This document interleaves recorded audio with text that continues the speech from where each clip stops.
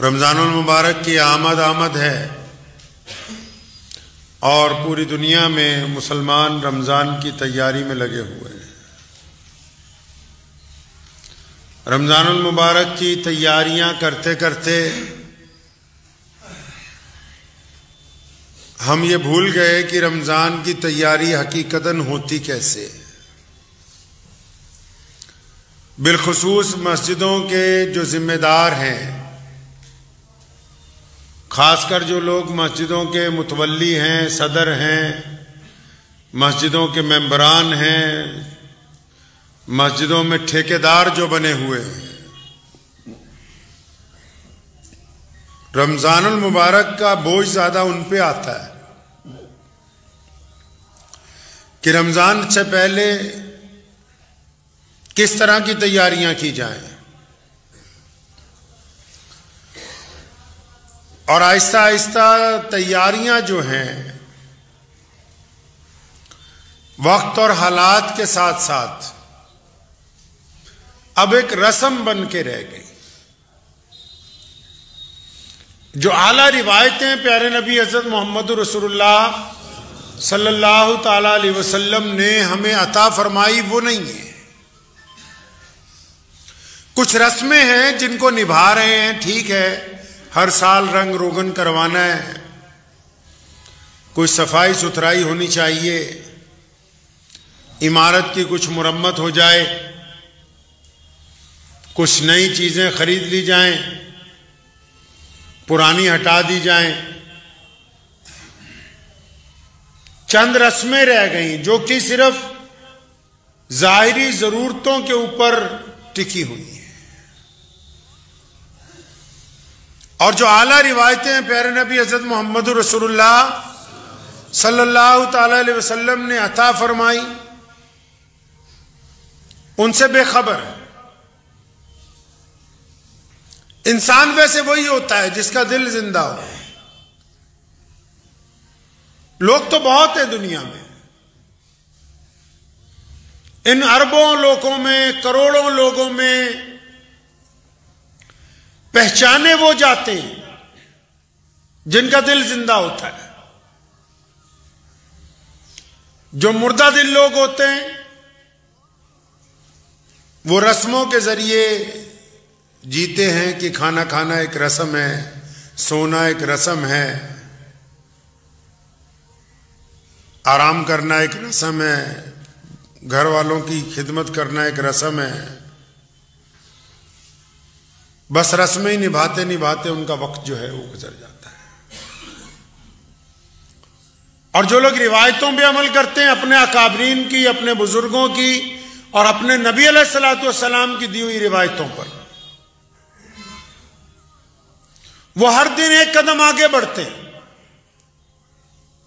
ہر دن ایک ایسا کام کرتے ہیں کہ دل کو تسلی ہوتی ہے کہ ہاں ہم نے محمد رسول اللہ صلی اللہ علیہ وسلم کی اتباع کی ہے، ان کی پیروی کی ہے۔ وہ منفرد نظر آئیں گے دنیا میں۔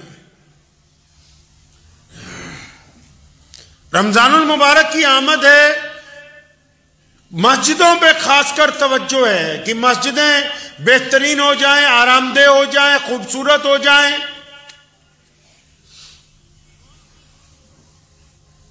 ان میں ساز و سامان اچھا ہو، اس میں کوئی دو رائے نہیں ہے۔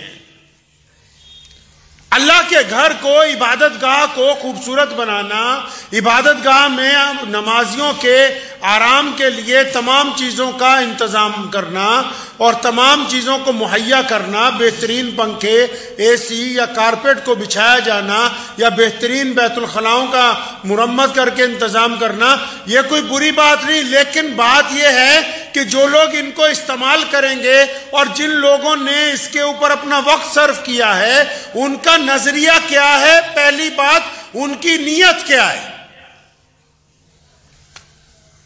قرآن پاک میں مسجدوں کو بنانے کا ذکر آیا، اور صحیح بخاری میں نبی علیہ الصلوۃ والسلام نے ارشاد فرمایا کہ جس نے اللہ کی رضا کے لیے، جس نے اللہ کی رضا کے لیے مسجد بنائی تو اس نے جنت میں اپنا گھر بنا لیا. لیکن یہ جتنے اب مسجدوں والے ہیں زیادہ تر اللہ ماشاءاللہ وہ حدیث کا پہلا ٹکڑا تو توجہ ہی نہیں دی جا رہی کہ جس نے اللہ کی رضا کے لیے یہ شرط رکھی ہے. شرط یہ نہیں ہے کہ خان صاحب کی تعریف ہو, میاں صاحب کی تعریف ہو, انصاری صاحب کی تعریف ہو, ملک صاحب کی تعریف ہو.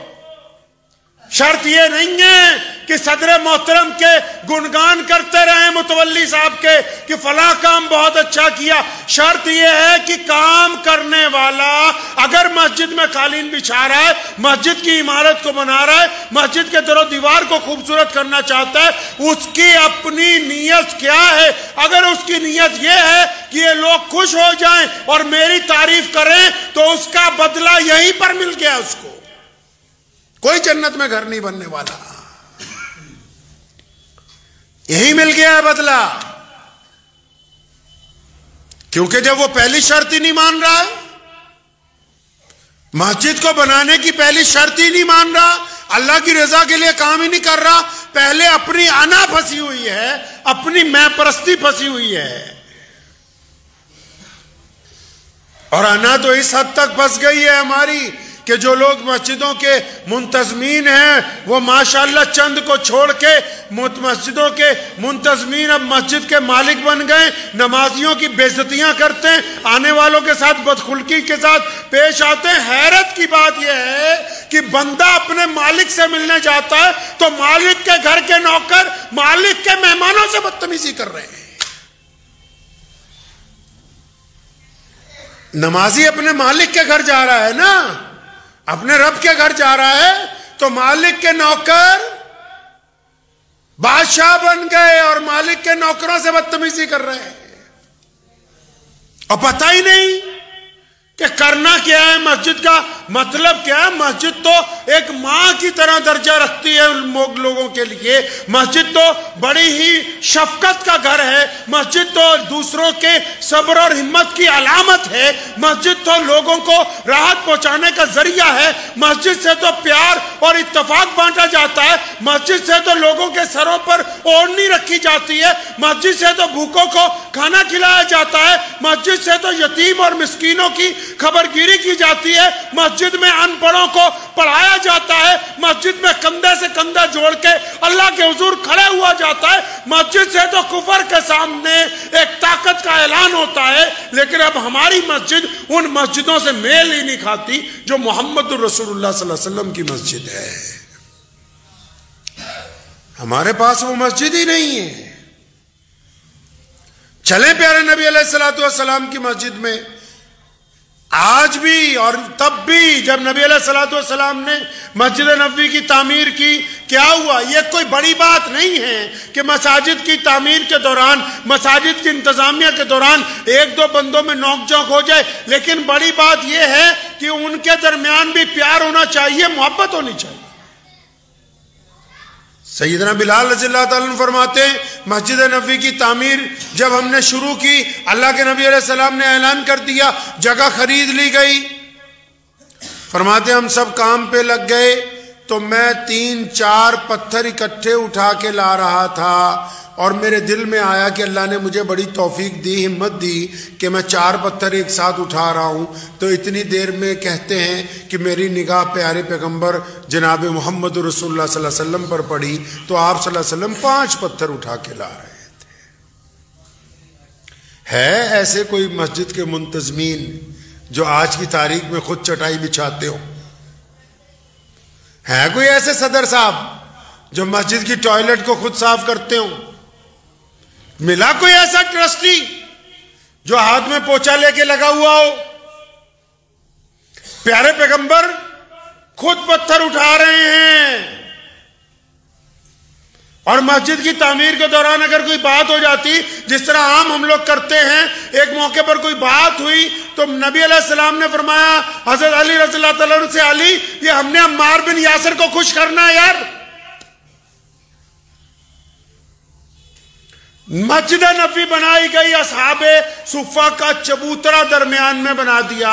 لوگوں نے پوچھا یا رسول اللہ یہاں کیا ہوگا؟ فرمایا جو مسکین ہے، جو یتیم ہے، جن کا کوئی سہارا نہیں ہے، جن کو کوئی پوچھتا نہیں ہے، جن کو کوئی کھانا کھلانے والا نہیں ہے، جن کو کوئی کپڑے دینے والا نہیں ہے، جن کے سر پر چھت نہیں ہے، جن کو کوئی تعلیم نہیں دے سکتا، جن کو کوئی پڑھنے نہیں دیتا، وہ لوگ یہاں رہیں گے. ہم ان کو پڑھائیں گے، ان کو کھلائیں گے، ان کو اچھے کپڑے دیں گے، ان کے سر پر چھت ہوگی. یہ مسجد نبوی صلی اللہ علیہ وسلم ہے. یہ تو بولے کہ اگر سفیر بھی آ جائے نا تو ٹرسٹی کہتا ہے مسجد میں نہیں آرام کر سکتا، مسجد میں نہیں کر سکتا آرام، یہ تو صرف نماز پڑھنے کے لیے بنائی ہے. محمد رسول اللہ صلی اللہ علیہ وسلم نے قرآن پاک نے خود سورہ توبہ میں بار بار اس کا ذکر کیا کہ یہ جو نمازیں ہیں، یہ جو رکوع ہیں، یہ جو سجدے ہیں، یہ اتفاق کے لیے مسجد میں قائم کیے گئے تاکہ تم ایک دوسرے کے کندھے سے کندھا ملا کے اپنے رب کے حضور جھکو. مسجد تو محبت کی علامت ہے جو محلے میں رہنے والے لوگوں کو آپس میں جوڑتی ہے. جب وہ کندھے سے کندھا ملا کے کھڑے ہوتے ہیں تو ان کے دلوں میں سے نفرت ختم ہوتی ہے، برادری واد ختم ہوتا ہے، چھوت چھوت ختم ہوتی ہے، انصاف درمیان میں آتا ہے، خلوص درمیان میں آتا ہے. اگر یہ کندھے سے کندھا ملانے کے باوجود بھی آپس میں دلوں میں نفرت ہے تو جماعت ابھی اپنے معراج تک نہیں پہنچی.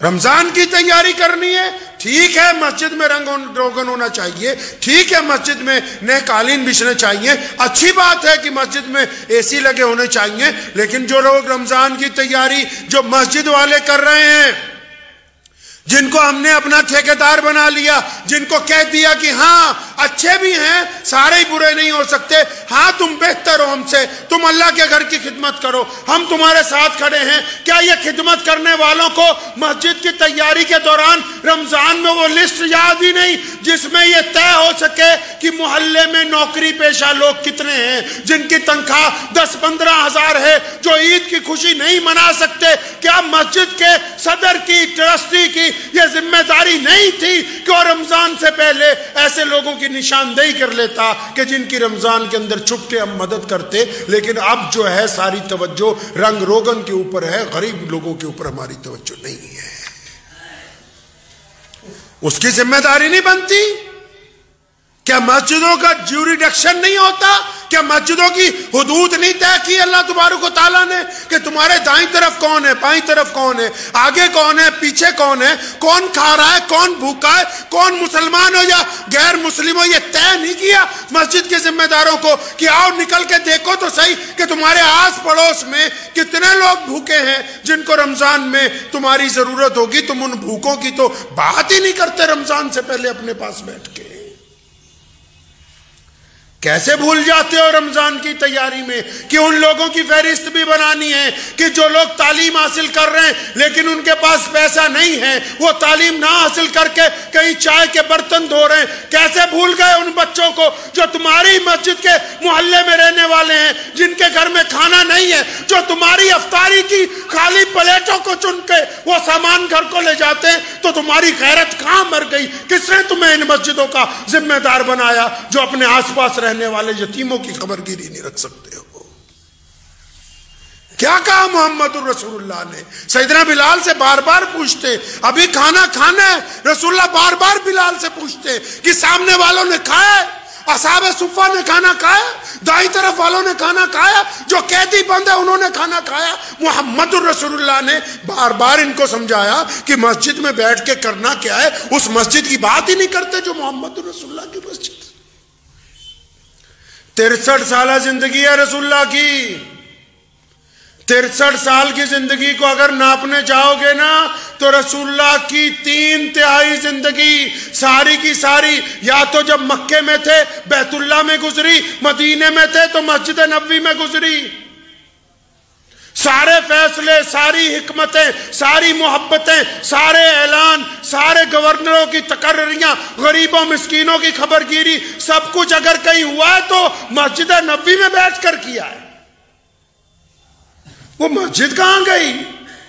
کہ مسجد والوں نے سال کا حساب لگانے کے لیے بیٹھ گئے کہ اچھا سال میں کتنے پیسے آئے کتنے گئے. یہ حساب کس نے لگانا تھا کہ سال میں ہم کتنے بچوں کو پڑھا سکے, کتنے بچوں کی ہم نے ٹیوشن کی فیس دے دی, کتنے بچے ہیں جن کو اسکول میں ہم لوگ وردیاں دیتے رہے, کتنے بچے ہیں جن کو ہم نے MBA IPS IAS کی ڈگری کرنے کے لیے ہم نے خرچ اٹھایا, کتنے بچے ہیں جن کی ماؤں کی پیچھے سے ہم خبرگیری کرتے رہے. ارے کتنے ایسے لوگ ہیں سارا سال مسجد نے جن کی یتیمی کو چھپا کر ان کا ساتھ دیا, کوئی حساب ہی نہیں تمہارے پاس, کیونکہ توجہ ہے ہی نہیں اس طرف جو محمد الرسول اللہ صلی اللہ علیہ وسلم نے مسجد بنا کے دی ہے. ہم تو اس بات پر دستے گریبان ہیں کہ جلدی تراویحاں کہاں ہو جائیں, اور بعض لوگ تو اس حد تک گر گئے نیچے کہ ہمارے گھر میں ہی تراویح کروا دو, ہماری چھت پہ ہی کرا دو, 3 دن کی تراویح کرا دو. کس جگہ لکھا ہے اسلام میں کہ قرآن کی سودے بازیاں کرتے رہو؟ کوئی غیر مسلم قرآن کو کچھ کہہ دے وہ بیلا کھڑا ہے اور خود قرآن پاک کی بے حرمتی کرتے رہو, کوئی پوچھنے والا نہیں, کوئی کچھ کہنے والا نہیں. جی میاں صاحب اپنے گھر کی چھت پر قرآن کروائیں گے, تمہارے باپ کی جاگیر ہے قرآن, یہ یتیم ہو گیا. جو لوگ اللہ کے قرآن سے کھلواڑ کرنا چاہتے 3 دن میں 2 دن میں 7 دن میں 10 دن میں 12 دن میں, وہ تم نے جانا کہاں ہے؟ محمد رسول اللہ نے سارے رمضان قرآن سنا اور سنایا ہے. یہ دستور کہاں سے طے کر دیا نیا مساجد کے اندر؟ اس اسلام کی بات کیوں نہیں کرتے جو محمد رسول اللہ نے عطا فرمایا ہے؟ جس اسلام کی مسجدوں کے دروازے لوگوں کے لیے, ارے غیر مسلموں نے آ کے سوال کیا مسجد نبوی میں, مسلمانوں نے نہیں. پڑھو امام بخاری کو, غیر مسلموں نے سوال کیا یا رسول اللہ کھانا چاہیے, پیارے پیغمبر کے پیٹ پر پتھر بندھے, کیوں؟ قحط پڑا ہوا کھانا نہیں ہے. اس کو بھی پتہ ہے مانگنے والے کو مدینے میں کھانا نہیں ہے, لیکن اس کا ایمان ہے کہ رسول اللہ کے در پر کوئی چلا جائے گا تو خالی واپس نہیں آئے گا. تم سائل تمہارے دروازے پہ آتا ہے اکڑ جاتے ہو, محمد رسول اللہ کے دروازے پہ سائل آیا, رسول اللہ کے پتھر بندھے ہوئے ہیں, پھر بھی اپنے صحابہ کے جھرمٹ کو کہا کون ہے جو اس کو کھانا کھلائے, میں جنت میں اعلیٰ کھانے کا وعدہ کرتا ہوں. فوراً کھانا لا کے پیش کیا گیا. غیر مسلم آتا ہے یا رسول اللہ کپڑے چاہیے, میرے پاس لباس پورا نہیں ہے, کیونکہ اس کا بھی ایمان ہے کہ رسول اللہ کے دروازے پر جاؤں گا تو ننگوں کو کپڑا دیا جائے گا. محمد رسول اللہ ان کو کپڑے دیتے. ایک غیر مسلم آ کے سوال کرتا ہے یا رسول اللہ مجھے سواری چاہیے, میں مسافر ہوں, میرے پاس سواری نہیں ہے. نبی علیہ السلام اس کو سواری دیتے ہیں. اور یہ جو مسجد ہم نے بنائی اس میں تو کسی کو ایک لمحہ فالتو پنکھا چلانے کی اجازت نہیں ہے. کیا وہ اس مسجد سے میل کھا رہی جو محمد رسول اللہ نے عطا کی ہے؟ ہوتے کون ہو اکڑنے والے نمازیوں کے ساتھ؟ یہ اختیار دیا کس نے کہ سائل کے ساتھ مسجد کا متولی, مسجد کا ٹرسٹی, مسجد کا صدر کسی مانگنے والے سے بدتمیزی کر جائے؟ یہ اختیار تمہیں دیا کس نے؟ اللہ کے گھر کے خادم ہو تو پھر خادموں والا رویہ ہونا چاہیے, اللہ کے گھر کے نوکر ہو تو پھر نوکروں والی تمیز ہونی چاہیے. یہ روش آئی کہاں سے؟ کہا کس نے کہ اس طریقے کے ساتھ تم انسانوں سے وطیرہ کرو؟ جی رمضان آ رہا ہے, رمضان آ رہا ہے, رمضان آ رہا ہے, وہ ٹھیک ہے رمضان آ رہا ہے, کچھ اپنی توبہ بھی تو کر لو کہ آج کے بعد میں کڑوا نہیں بولوں گا, آج کے بعد میں بدتمیزی نہیں کروں گا, آج کے بعد آنے والوں سے گندی نگاہ سے نہیں دیکھوں گا, آج کے بعد کسی بیٹی کے اوپر گندی نگاہ نہیں ڈالوں گا, آج کے بعد کسی کو دھکا نہیں ماروں گا, آج کے بعد کسی کا دل نہیں توڑوں گا. کون سی تیاری ہے رمضان کی؟ اگر رنگ روغن کا نام تیاری ہے تو رنگ روغن پوری دنیا کے لوگ کر رہے ہیں. پوری دنیا کے لوگوں نے بڑی بڑی عمارتیں بنا لی, لیکن بیت اللہ کے مقابلے کی عمارت آج تک کوئی تعمیر نہیں کر سکا. کیوں؟ کیونکہ جب بندہ اللہ کے گھر میں جاتا ہے نا تو اس کا دل, اس کی روح خدا کے گھر کو دیکھ کے پشماندہ ہو جاتی ہے, آنسو جاری ہو جاتے ہیں, اپنے رب سے معافی مانگتا ہے. مسجد تو بنی اسی لیے تھی کہ پریشان حال لوگ آئیں گے, دکھ درد والے آئیں گے, ایک ساتھ نماز پڑھیں گے, کسی کی کوئی پریشانی ہوگی, تکلیف ہوگی, ایک دوسرے کو اپنی تکلیف بتائیں گے, کچھ نہ کچھ ایک دوسرے کے کندھے سے کندھا ملائیں گے. کچھ روایتیں ہی باقی نہیں رہی. نبی علیہ السلام رمضان میں فیاض ہیں, رمضان المبارک میں بے انتہا نچھاور کر رہے ہیں دولت. اور نبی علیہ الصلوۃ والسلام کے جو امت کے لوگ ہیں، جن کو رسول اللہ نے اپنا وارث بنایا، جن کے ذمہ اسلام پکڑایا، جن کو دین پہنچایا گیا، ان کو پتہ ہی نہیں کہ رسول اللہ صلی اللہ علیہ وسلم کی مسجد کیسی ہونی چاہیے۔